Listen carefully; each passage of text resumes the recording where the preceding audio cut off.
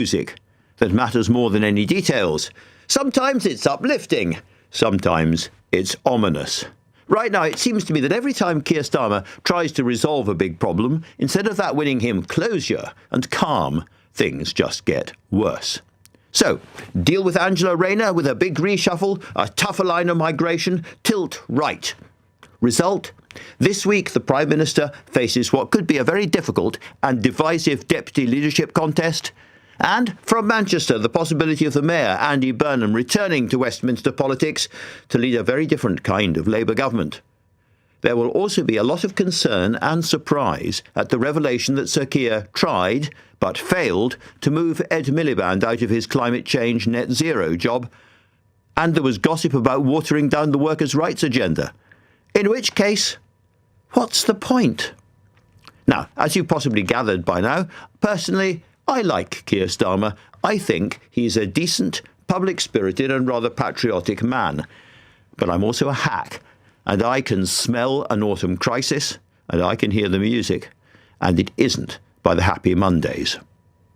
But there have been good things in the reshuffle. Shabana Mahmood's a plain-speaking toughie, and if she can't get a grip on illegal migration and empty those hotels, nobody can. And I've long thought that Douglas Alexander is one of the sharpest minds on the Labour benches, and so I was delighted to see him finally make it back to Cabinet as Scottish Secretary. I spoke to him just a little earlier, and I first asked him about the possibility of that rumoured watering down of workers' rights, with some businesses saying the measures prevent growth in the economy. Did he agree? I don't actually accept the premise. I absolutely accept that a lot of business leaders are of that view. But I've never believed that you build a high productivity, high profit, high growth economy on the basis of poor employment rights. And in that sense, there are plenty of examples of countries where you can have strong employment rights and really strong economic growth. And Alison McGovern today at the TUC has confirmed that we stand behind the legislation, the employment rights package that was both published and legislated in the course of the last year. Now, of course, there are questions in terms of implementation and timescales, but we're very proud of the fact that the kind of precarious working conditions that far too many have experienced is being addressed by the Labour government, and we're serious about that as surely as we're serious about delivering economic growth. So that legislation, as you know, is in its very, very final stages. I think its Lord's amendments are being considered by the Commons, which is the absolute last gasp of the parliamentary process. But you can confirm to people listening that that is not going to be changed in any way by the government. Well, listen, I'm not going into every clause and line of the legislation. I'm sure your viewers and listeners wouldn't thank me if I did, but we are committed to the employment rights package that we've legislated. It's the biggest upgrade of employment rights for a generation, and as a Labour government, we're standing full square behind them. Something that was a shocker to many people when they discovered it, certainly to me, is that Keir Starmer had wanted to move your colleague Ed Miliband out of his climate change and net zero energy responsibilities. That will alarm a lot of people inside the party, because net zero has been very fundamental, not just to the government's purpose, but to the industrial strategy as well. What are your feelings? What are your fears about that? So genuinely, I'm not aware of the story that you described. You're a formidably talented journalist, but it's news to me, and I'm not familiar with who said what to who in the course of Friday. It was a fairly short call that I received from the Prime Minister, and that was the only contact I had from Downing Street in terms of the reshuffle, and it involved me saying, yes, thank you very much, and putting the phone down pretty quickly. Much more broadly, listen, I've worked with Ed for 30 years. He's a great, close personal friend, albeit I ran his brother's leadership campaign, as well as a parliamentary and now cabinet colleague. So I'm very grateful for the work that Ed is doing in post. If you look at the work that he's doing, it reflects the fact that he has deep experience in government. He's also a genuine champion for the climate, and in that sense, I welcome the fact that the Prime Minister has kept him as a central part of the team going forward. Looking at a specific aspect of that, there is, as you know, quite an argument going ahead over Rosebank, the oil field Rosebank, and you're now Scottish Secretary, so heavily involved in this. You have colleagues who say, actually, we absolutely must stop taking oil and gas out of the North Sea, come what may. This is part of our net zero obligation. And there are other colleagues in your party who say, no, it's actually not environmentally friendly to import oil and gas from Poland or America or wherever, while we have got it next door to us, where it could be producing good jobs in Scotland. Where do you stand? So listen, we are working with the trade unions, with local communities and with environmental groups to make absolutely sure that the North Sea and its workers are at the heart of the energy future for our country, supporting well-paid, decent jobs in Aberdeen and in the area immediately around it. So you would like to see Rosebank go ahead? Well, no, there's a very careful process that needs to be followed in relation to Rosebank. We've set out that revised process, taking into account what was a key court ruling recently in relation to downstream emissions. And you'll appreciate, literally in my first day in the office of the Scotland office as Scottish Secretary, I don't want to prejudice the work the government has been doing, understanding that process, the court ruling, and frankly, the need for a reapplication for consenting that we're anticipating. One of the things that's going to happen, obviously, in the next couple of days is our deputy leadership election getting going, nominations opening this week. Clearly, there will be candidates who are critical of the government. Do you think it would be appropriate or right for any minister to stand as a candidate for deputy leader, as it were, for the government?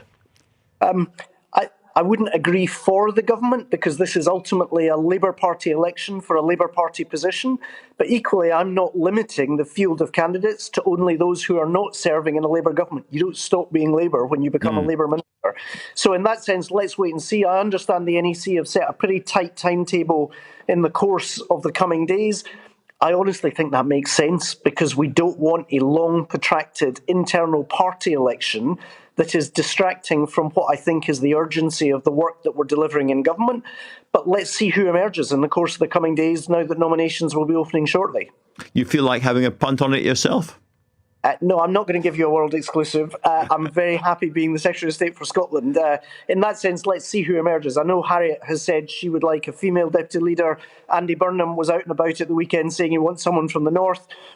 Both of those were in some ways deeply unsurprising to me as initial observations on who will emerge. Let's wait and see who comes into the field in the coming days. It is one of the worst kept secrets at Westminster that the man you mentioned, Andy Burnham, has thought about possibly coming back to Westminster politics through a by-election and would love to be a leader of the Labour Party himself one day. Perfectly honourable thing to want to be. Would you welcome him back in the Commons? Would you like to see him back in the game in the House of Commons? Listen, Andy's doing a brilliant job as the Mayor of Manchester. I think, I should declare an interest. We worked together in the early years of the new Labour government. Of course, people forget now. Sometimes Andy forgets, but he was a special advisor for Tessa Jowell back in the day, then moved into government, got himself elected. I remember when he was Chief Secretary of the Treasury, working very closely with him. So I have known and admired Andy for many, many years. But frankly, he's got a huge job to do in Manchester. He's doing that really well. And it's not really for me to give Andy career advice. Frankly, he's got a job and he's focused on that. That sounds to me a bit like King of the North, stay on your throne there. No more pilgrimages of grey south. No, I think part of the reason Andy's so popular is because people absolutely trust that his overriding focus and priority has been his work as the Mayor of the Greater Manchester Metropolitan Authority. And in that sense, I think there's always going to be political speculation about everybody in the Labour Party. There's bound to be. But the truth is, the reason he's so popular is because he's getting on with the day job. You're elegantly fending him off, I think. Let me ask you about one good news story, I think, for Scotland, which is that the big order for ships for the Norwegian Navy that's been won by a Scottish shipyard. You and I have seen during our lifetimes shipbuilding in Scotland, particularly on the Clyde, decline and decline and decline. Do you think with this and the possibility of further orders for the Danish and the Swedish navies being talked about, we are on the edge of something quite exciting happening to Glasgow? Yes, I think it's hard to overstate for those of us who regard Glasgow as the city of our birth, the emotional and historic significance of what we're witnessing on the Clyde just now. I was telling Anas Sarwar, my great friend and very effective leader of Scottish Labour, that I was feeling rather old when we saw that announcement come through for Norway, because in 1999, as a brand new MP, newly elected, I stood at Govan Cross with Anas's father, Mohammed Sarwar, getting people to sign a petition to try and keep the Caverna shipyard open. So you're right, over decades, from the Upper Clyde shipbuilders and the great Jimmy Reid in the 1970s, I was taken in my pram to the national protest in support of the workers sit-in within the shipyards in the 70s. So literally all of my life, we have seen a decline in shipbuilding in the Clyde. What we saw announced last week was genuinely historic. The largest ever export order for warships in British history, an order worth £10 billion that will guarantee not just 2,000 jobs on the Clyde, but shipbuilding jobs for 15 years to come. So that means BAE Systems, both in Scotland and in Govan, can have a pipeline of apprenticeships coming through. So after many, many years of decline, what we witnessed in the West in terms of that £10 billion order was matched in the East last week with an announcement by the Ministry of Defence that they're spending £340 billion upgrading the Royal Naval Dockyard in Rosyth in Fife. So we are seeing an industrial rebirth in shipbuilding on both sides of the coast in Scotland. I would argue that's the practical difference that a Labour government is making. Since I was on air, we have had, I think we can agree, a pretty busy old weekend with the departure of Angela Rayner and the reshuffle and everything that's followed that. How would you characterise Keir Starmer's position and the government's position as a result of the changes made in the reshuffle? What's the important bits? So firstly, I would say there is a degree and a significant degree of continuity. I expect that when the Cabinet gathers, the new Cabinet tomorrow morning, there will be an overriding focus on growth and the need to raise the growth rate within the British economy. So that stays and is absolutely continuing. That being said, he has changed his personnel, and it's right to recognise that. I would argue, using a football analogy, it's always open to the manager of a football team to shift the players around and to bring new players into the team. Frankly, none of us were expecting that to happen last week. It was precipitated by Angela's departure. My sense is, and again, this is partly what I've read as much as what I've heard, there was due to be a reshuffle in the autumn, probably not as extensive as the one that we saw last week, but that was accelerated by events. So sometimes circumstances, the mother and father of necessity. What we saw last week was the unanticipated departure of the deputy leader. He's refreshed the team, but the animating purpose of the government endures. It's been widely said that this is a tilt to the right. In your analogy, his strikers and half the team are playing on the right-hand side of the pitch now. Do you think that the appointment of Shabana Mahmood is going to signal a real change in the government's attitude, or a speeding up of the government's attitude to the boats and the migrant problem generally? I think it will certainly bring a very strong focus on that issue, because I think all of us in the Cabinet understand the urgency of addressing that question. But I do really cavil at the idea that saying we need to control our border is somehow a right view in politics. If the left were ever to get itself into a position of saying, well, actually, the border is open and we've got no regard for the public's concern about these issues, the left will lose and the right will win. And I think that as a whole government, we have a very strong sense of responsibility that immigration is one of the issues, along with growth, along with employment, along with the public services, where the public are expecting us to act. And I think Shabana's appointment reflects a recognition, both for the Prime Minister and as a government, that we get it. Can't argue with that. Do you think the manager will definitely still be there at the time of the next election? I do, but then again, the players don't choose the manager chooses the players. And in that sense, what we've seen this week is a very clear assertion of authority by the Prime Minister. In that sense, he very much expects and hopes that we will be getting on with the job, and that's what we plan to do. And a final reflection on your predecessor, Mr. Murray. Great personal friend. I have campaigned with and for Ian. We owe him a huge debt of gratitude in Scotland, because he was literally the last man standing after 2015, and if you like, flew the flag and was the voice for Scottish Labour in some really tough times. I'm delighted he's back in government in DCMS and DSIT, and he's just one of a number of Scots around the table. I would say this, wouldn't I? But one of the reasons that I welcome the changes that we saw in the reshuffle this week is we have more Scots. At the last election, we promised that there would be Scots at the heart of the government, whether it's Blair McDougall, whether it's Zubair Ahmed, whether it's Michael Shanks, whether it's Ian himself, or indeed the work I'll be doing as Scotland's voice in the Cabinet. I'm very proud that there are Scots at the heart of this government. Public service notice. The more Scots there are around the cabinet table, the better Britain is governed. Douglas Alexander, thank you very much indeed. Thank you very much. And if you're not provoked by that, you won't be provoked by anything. Today is LBC's second online safety day. I'm going to talk to the mother of Brianna Ghey, the 16-year-old schoolgirl, who was brutally murdered by her radicalised peers. Time now, 6:18. LBC.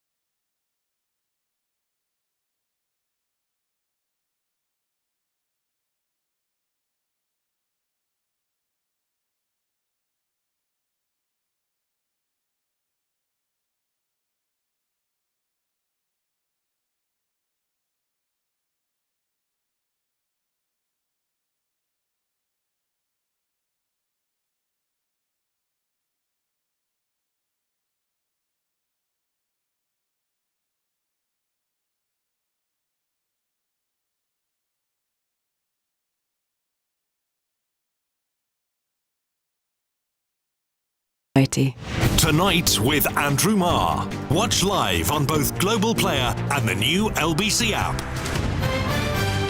6:20. It's Online Safety Day here at LBC. In a moment, I'm going to be talking to Esther Ghey, whose daughter Brianna was murdered when she was just 16 years old by killers, themselves teenagers, who'd been radicalised on the dark web. But before we hear Esther, let's talk to LBC's Helen Hoddinott, who's got an exclusive and I think really disturbing story, also about the young and online danger. In this case, the extraordinary number of youths who've been accessing child porn and presumably destroying their own lives as a result. Helen, give us the headlines. So, Andrew, LBC can reveal data from the National Police Chiefs Council, which shows that in 2023, of the 22,000 incidents where the age of the offender was recorded, over 70% were committed by children. In 93% of these cases, the perpetrator's age was within 3 years of their victim. So these are all child porn cases? Yeah, they involve indecent images of children out of the wider figure, which is offences both on and offline. And what's so alarming is that the number of these child offenders who will simply be stumbling across illegal content of children, viewing it, and maybe not realising that they're committing a crime or the severity of what they're doing. This is absolutely extraordinary and very disturbing. Is there any sense of why this is happening? Young people looking at child pornographic images? The offender that we've spoken to has pointed to the availability of it online. He says that he stumbled across it on social media and initially didn't really think that he was doing anything wrong. But as you'll hear, his interest was piqued and he came back to view it again. Alan was convicted in April this year for possession of indecent images after a 2-year investigation. He's 19 years old now. He was 17 when police knocked on the door of his family home in southwest England. The police, they had a warrant to enter my house. They opened the door and they immediately just entered the house without asking, rushed upstairs to get to me. They told me not to touch any devices. So Alan had been accessing nude images of girls aged between 14 and 17 years old. He describes it as the culmination of a habit that had been forming for years. He says when he was 8, it's when he first came across pornographic material on social media. At 8? At 8 years old, he became addicted to it and it escalated over time. I was never really accessing indecent images purposefully. It was more so something I stumbled across on Twitter. There was these links that, redirected you to another website, and that's where everything could be found. There was no warning or whatever. I remember I closed the website But then I ended up going back, like out of curiosity. I was wondering what was on there. So X hasn't responded to our request for a comment, but Alan, in the end, was handed a 24-week prison sentence, suspended for 12 months. He's done 100 hours of community service and a fine, and he will be on the sex offenders register for nearly 8 more years. He says he spent time reflecting on his crimes and says he's disgusted by them, but his account of how he became embroiled in this shows the kind of shocking scale of children and teenagers carrying out these crimes themselves. Both sad and really disturbing. Helen, thank you so much for telling us that story. And now let's hear from Esther Ghey, whose 16-year-old daughter, Brianna, was murdered in 2023 by 2 other students from her school. The court concluded the offence was committed largely due to sadistic tendencies and secondly to transphobia, after both murderers were radicalised by extreme online content. Esther now campaigns for a complete phone ban on schools, and she is with me now. Esther, welcome. You have written a book about your experiences, and in that book you say that you actually met the mother of one of your daughter's murderers, and you felt you had both gone through, in a sense, parallel kinds of horror. Just tell us a bit about that. Yeah, thank you for having me on. And yeah, that's right. So in my book, Under a Pink Sky, I do talk about meeting one of Brianna's killer's parents, and yeah, for me, sitting in that courtroom and listening to the tragic events that had happened, it just made me realise that actually I'd lost my child, but also they'd lost their children as well. What we was just listening to then about children accessing child porn, it doesn't surprise me at all. If I can just say that, I am calling for the government to ban phones in schools. And one of the things that teachers actually tell me is that other children are showing other children child porn in school on smartphones. And yeah, just what young people can access online is absolutely horrendous. I think as adults, we tend to, on social media, if I'm on Instagram, it's cooking videos, it's decorating videos, but what young people are being served, and it's absolutely shocking, and we need to do something about it. Well, I've been listening to LBC all day and various people and presenters being challenged as to how much they know about what their children are actually watching online. And I think an awful lot of people listening will be wondering about that. Can you reflect a little bit, again, coming from your book, about what you discovered on your child's phone? So I think for the last 2 years of Brianna's life, so from between the age of 14 and 16, Brianna went down a really dark hole, and she was struggling with her mental health. She had an eating disorder, and she was self-harming as well. And it was only really after Brianna had passed away that I found out the severity of what she was accessing online. It was on Twitter, which is now X, where she had access to forums that were encouraging her to restrict her eating and encouraging us to self-harm.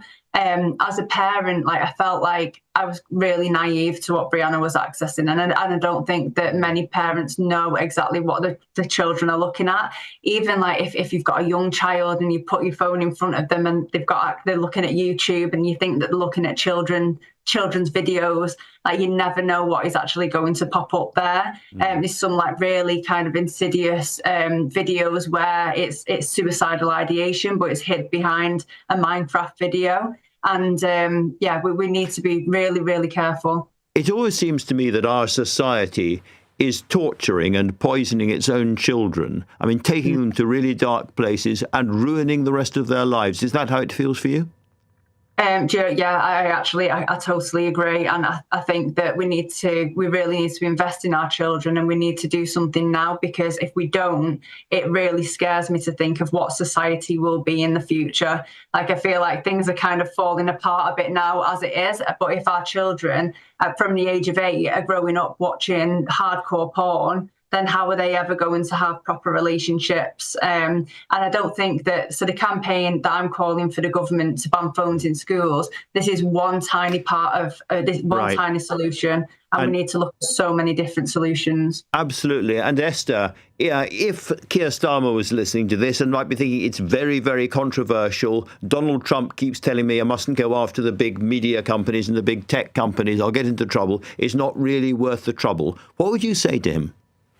I'd say think about the future. Think about the future. This small investment in our children will impact the future massively. Just on the campaign. So at the moment, it is said that schools already ban phones, but we actually know from research from the Children's Commissioner that only 11% of secondary schools are banning phones effectively, where they either don't allow phones on the premises or they ask them to lock the phones away. Yeah. And when children are showing other children child porn in school, teachers are being upskirted, male teachers are being filmed and put onto TikTok saying when your teacher's a paedophile. It's honestly, it's having such devastating consequences. It absolutely has to stop. Esther Ghey, thank you so much for talking to LBC today. Now, some horrible news from Jerusalem, where gunmen have killed 6 people and injured 11 others, including a pregnant woman at a bus stop before themselves being killed. Hamas has praised 2 people they call resistance fighters. Now, on this show, we've expressed revulsion at the number of Palestinian civilians, including women and children, killed by Israeli forces. But by the same token, to kill Israeli civilians at random like this is disgusting. Just as October the 7th was an obscenity. I want to make one further observation today, which is that with nearly 1 million people under threat at the moment from the next Israeli assault on Gaza City, demonstrators in London are outside the Home Office, but they should really be outside, I think, the Egyptian embassy, because there is a border with Egypt where hundreds of thousands of desperate Palestinians could cross and get refuge. But the Egyptians won't open it. And I think this itself is an atrocity which the world needs to pay more attention to. Let me talk now to Sam Kiley, the World Affairs editor of The Independent. Sam, first of all, is there any more you can tell us about what's happened in Jerusalem? Because up to now, it's been a very, very tightly controlled security zone, hasn't it? Well, it has, but this was not in Jerusalem, really, not by the international community's definition, but in occupied East Jerusalem, with occupied territory captured by Israel in 1967 and then illegally annexed after that. The actual incident happened pretty much on the Green Line, which is the old armistice line of 1949. Now, all of that historical background is a little bit relevant in that this attack was, as you rightly point out, an act of terror. It was a random attack on civilians by armed men who were covert. They were not carrying their weapons in the open. Had they been attacking an Israeli base on the West Bank itself, it might have been able to be justified as part of resistance against occupation. But the interesting thing I think about this is that Hamas have said, whilst praising the action, that they're not claiming responsibility. In the past, Hamas has been very almost timely in its efforts to destroy any kind of diplomatic movement forward with acts of terror. A very damaging moment. Very briefly, Sam, can I ask you about what I was just saying? We're thinking there's going to be a big Israeli assault. It's already started, really, on Gaza City. About 1 million people there. Can you explain to people listening why the Egyptians have not allowed people to flee as they desperately want to safety in Egypt?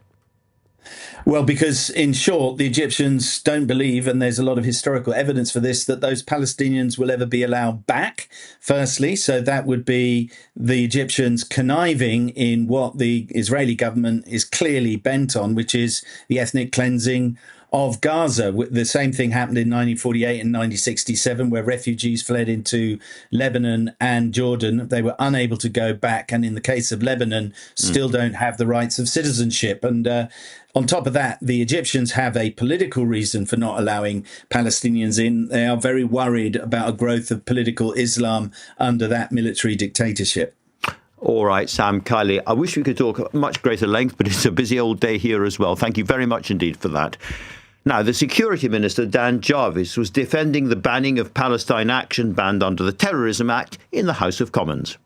It is completely understandable that people rightly feel very strongly about the situation in Gaza, but supporting or being a member of a proscribed terrorist organisation is a criminal offence and will never be acceptable, regardless of the wider context.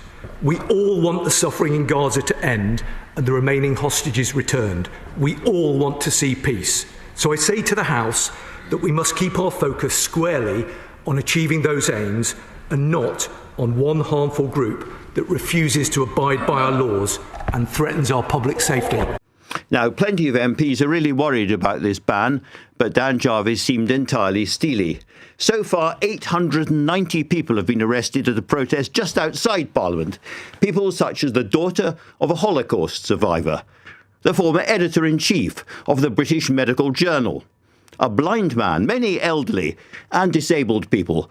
I noticed an elderly RAF veteran with his medals being lifted out of his wheelchair by police. If you're watching on Global Player, you can see it for yourself.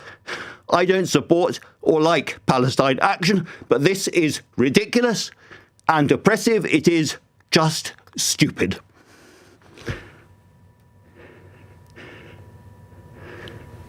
Time now, 6:33. Amelia Cox has your news headlines. The mother of Brianna Ghey has told LBC she wants to see smartphones banned in schools following the murder of her daughter. Speaking on Tonight with Andrew Marr, Esther Ghey has urged the Prime Minister not to be deterred by pressure from the US. France's Prime Minister has lost a confidence vote and will now need to resign. Francois Bayrou had been trying to cut public spending to reduce his country's £3 trillion debt. And there are reports of disruption at Heathrow Airport following the evacuation of Terminal 4 due to a problem which is being investigated. It's understood flights both in and out are being affected. Stay with LBC for the latest. LBC weather becoming dry across much of the UK tonight. Isolated showers lingering in parts of the west, a low of 2 degrees. This is LBC.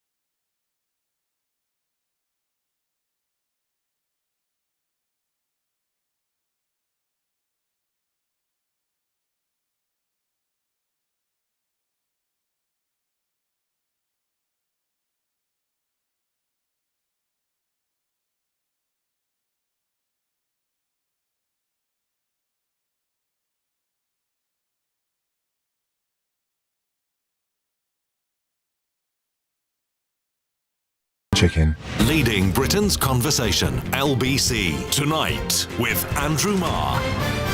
6:36. It feels like a never-ending political crisis here, but if you want some kind of perspective, let's look south to Paris, where the government has just fallen in a vote of confidence which leaves President Macron looking more enfeebled than ever. Michel Rose is senior political correspondent at Reuters. He covers French politics and all the twists and turns that come with that. Michel, welcome to LBC. First of all, can you just explain to people listening, because there's a lot about this which is actually familiar to British politics. This is a coming together of the right and the left against the centre, yeah?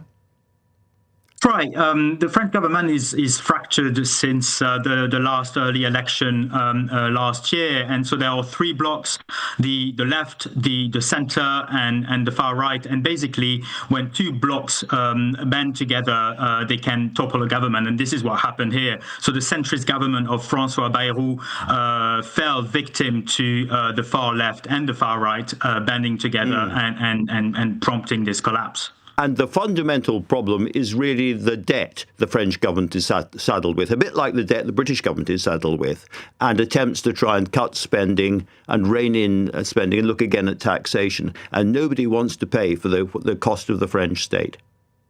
That's right. I mean, the two countries are in different situations, but actually a very similar one in terms of debt, except that in France, there is no majority to agree on what to do to reduce this debt. So basically, François Bayrou tried to propose some spending cuts.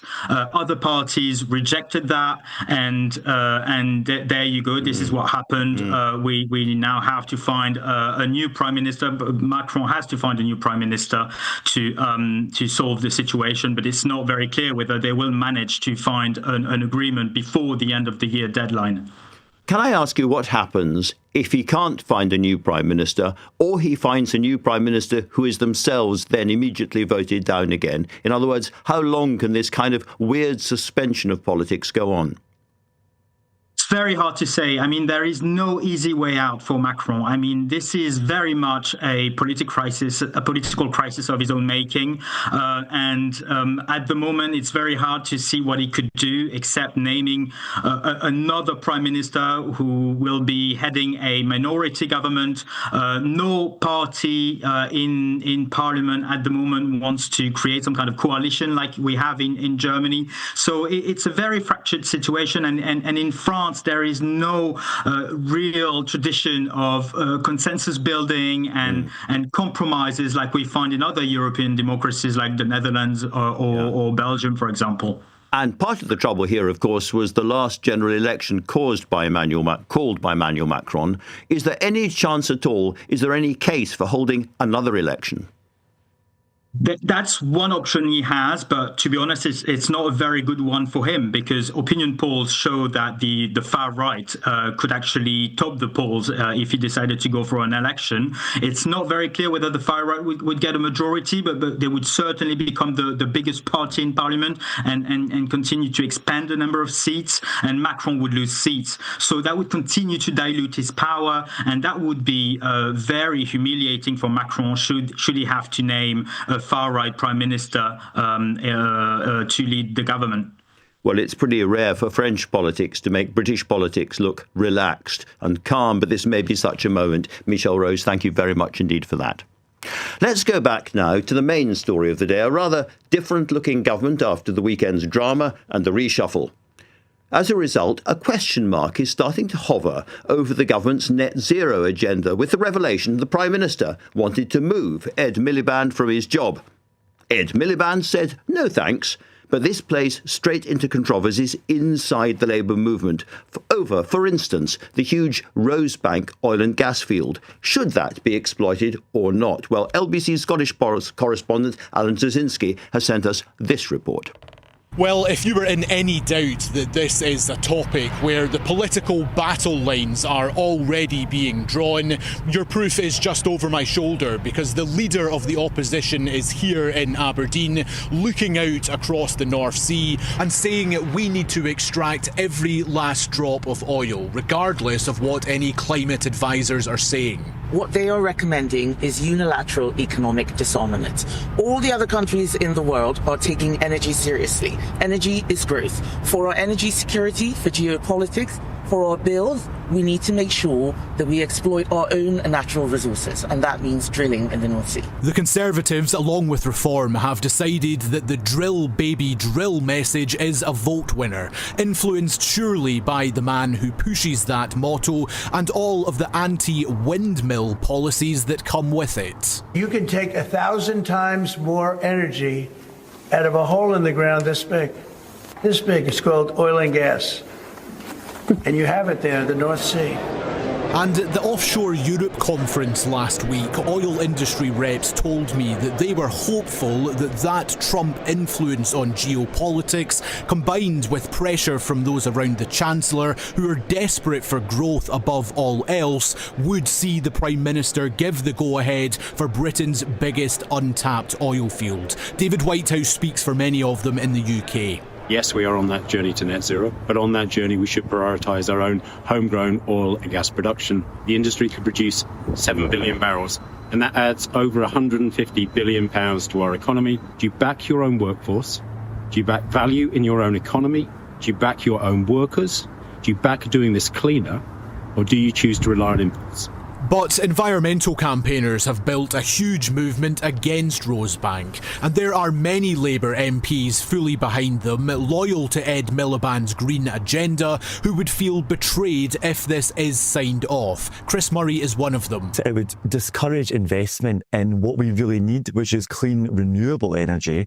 But most importantly, we are facing a climate crisis. It does not make sense, therefore, to open a brand new fossil fuel field, which would emit 200 million tonnes of CO2. And angered Labour members and voters now have options to turn to. Jeremy Corbyn's new party will be offering them a home, and then there's the potentially more muscular opposition from the Greens' new eco-populist leader Zach Polanski, who spoke on this show last week. The policies I'm talking about, I think, are universally popular, and that's because inequality hurts you wherever you live. If you live in a town, a village, the city, or the country, you need a party right now that is going to unite the 99% against the elites, for corporations who are destroying our environment, destroying our communities, and destroying our democracy. So while, yes, the government can approve Rosebank without technically breaking any of its manifesto commitments, Sir Keir Starmer is going to have to pick a side on this very soon.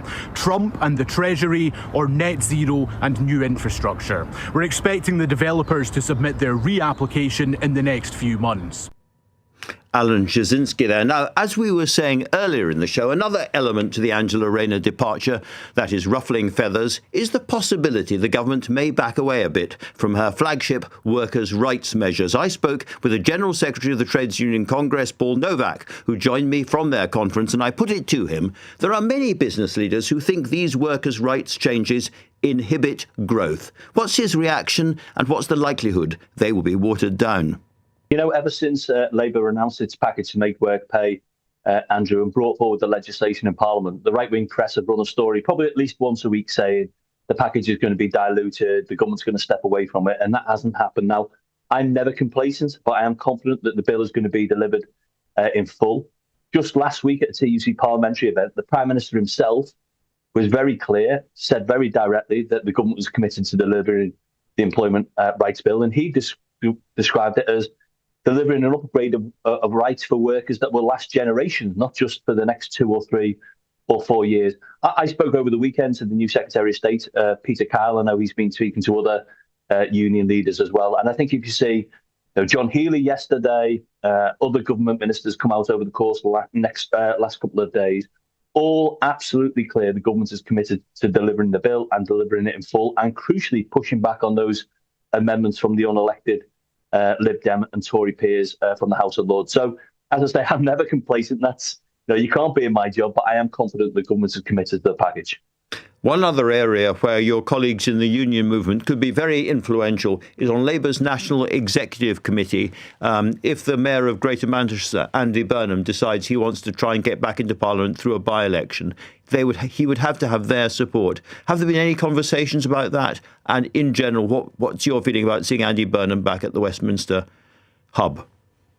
Well, I suppose lots of Labour-affiliated unions obviously talking about deputy leadership candidates. The TUC isn't affiliated to the Labour Party, so in many ways we don't have a horse in the race. I mean, the key thing for me, Andrew, whether it's Andy Burnham or any of the other names that have been thrown around, I want leading Labour Party politicians, those in the cabinet, those leading our big cities like Andy, to be firmly on the side of workers and right behind that employment rights bill, right behind, frankly, difficult decisions that are going to come at the budget for the Chancellor about do you cut public services or do you ask those with the broadest shoulders to pay a fairer share. So I wouldn't comment on sort of internal Labour Party sort of discussions, but for me, I want every single senior Labour Party politician to be batting on the side of working people and proving that they're delivering for working people. And that's been one of the themes at Congres this week, a sense that for all the good work the government has done, and clearly there have been mistakes as well,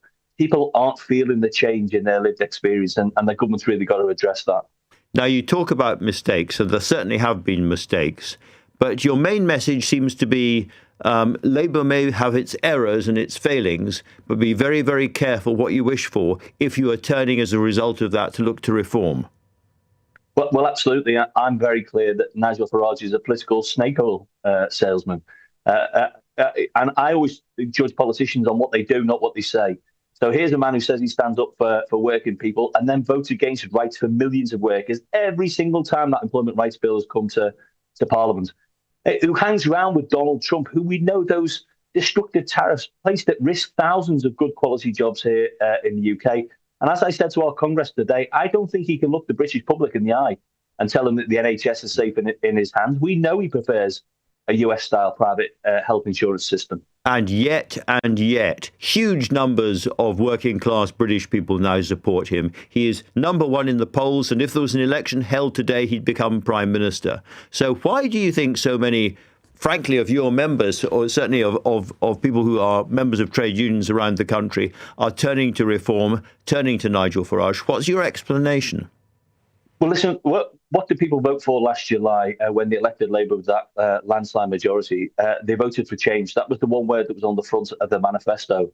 And I think for far too many people, change feels like a slogan. It doesn't feel like reality. They're not feeling it in their pockets. They're not seeing it in public services. So there's a lot of disillusionment out there with mainstream politics, people looking for alternatives.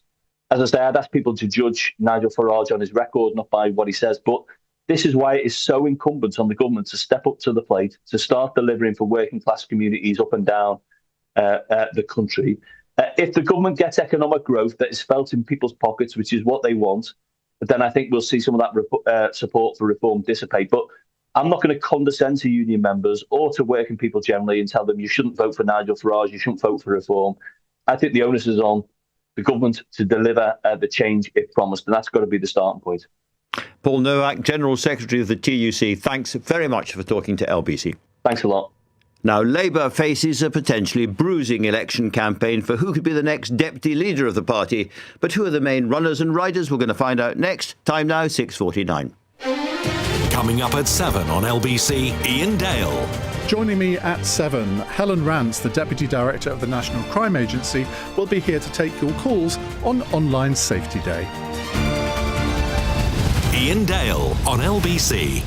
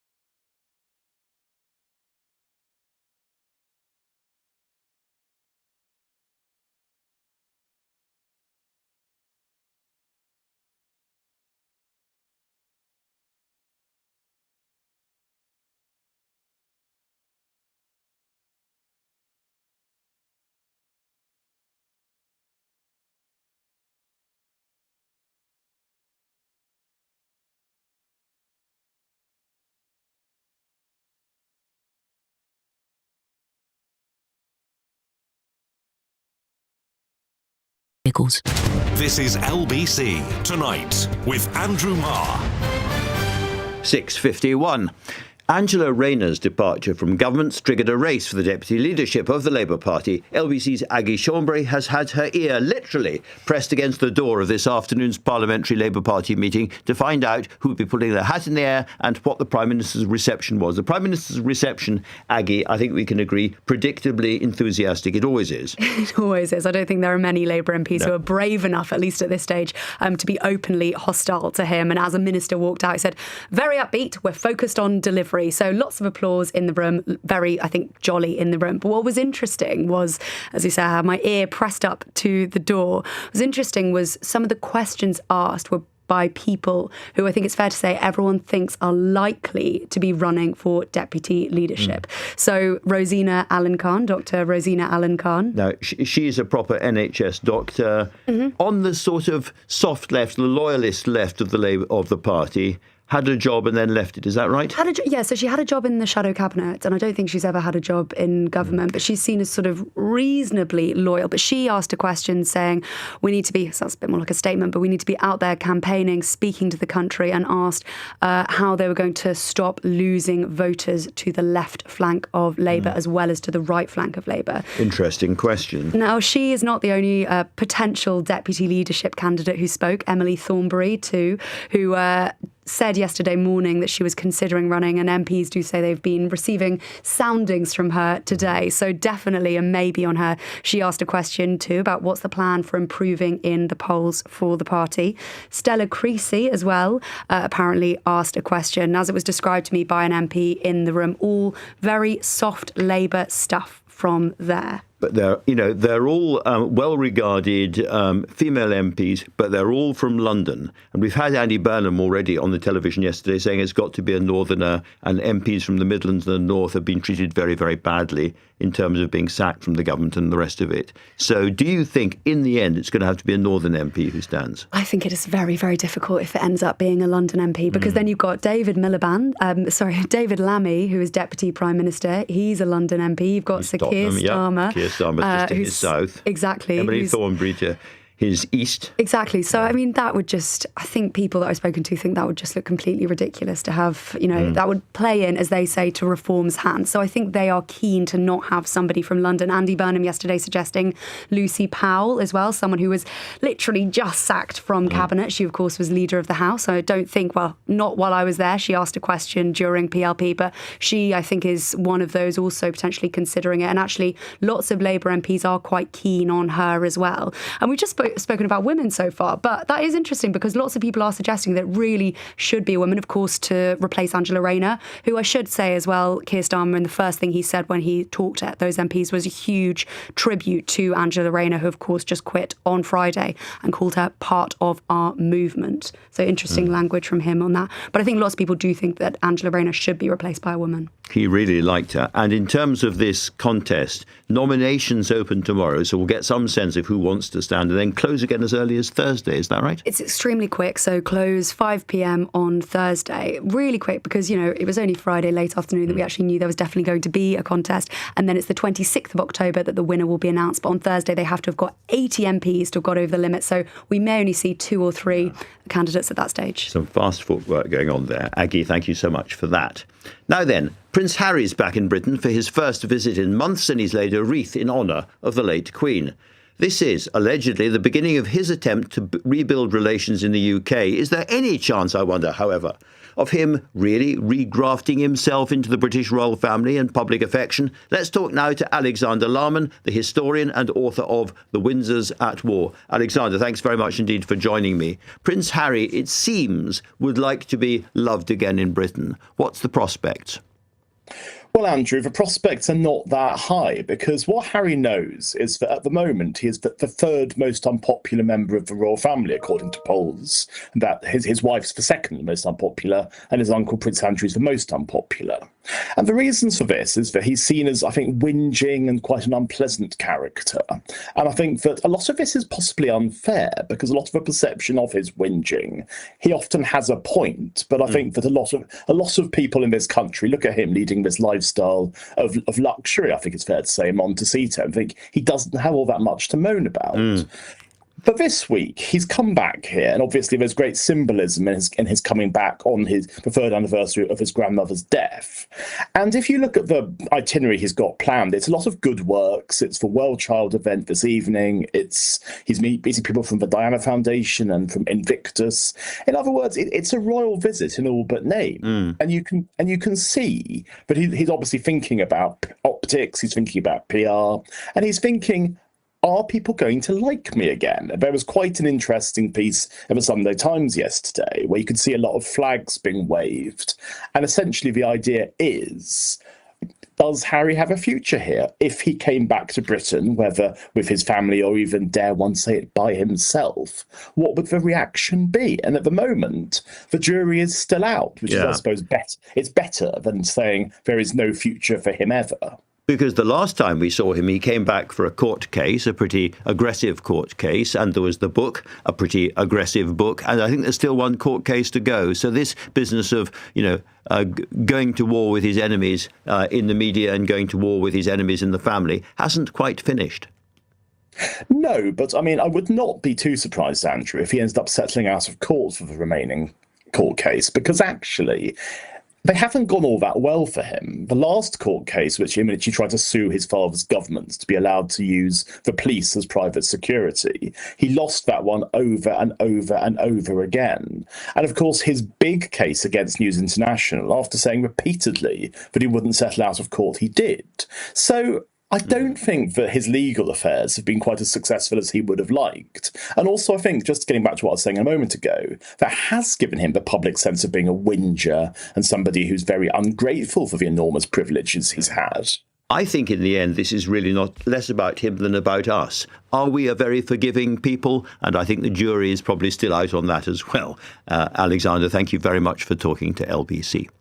Today is LBC's second Online Safety Day, highlighting the risks to children and young people in the online world. Esther Ghey, the mother of the murdered teenager Brianna, joined me earlier on, and she told me how difficult it is for parents to monitor what their children are looking at online. If you've got a young child and you put your phone in front of them and they're looking at YouTube and you think that they're looking at children's videos, you never know what is actually going to pop up. I'm going to be back with you tomorrow, but if you missed any of today's show, you can listen back on Global Player and the LBC app, where you can stay up to date with all the latest news and opinion. You can put your news categories in the order you want. You can pause, you can rewind live radio, and you can listen to a range of podcasts. Coming up at 10 on LBC, it's Ben Kentish. But right now, it's time for Ian Dale. Thank you very much, Andrew. Now, as you know, every show on LBC today has been marking our second Online Safety Day. In our first hour, I'll be joined by Helen Rance, who's Deputy Director of the National Crime Agency, who'll be taking your calls on how our law enforcement agencies are bringing criminals to book and trying to protect vulnerable children from those who would do them harm on the internet.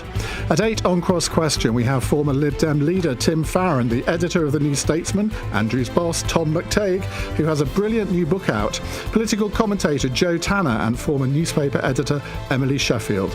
And at 9, one of the architects of the Online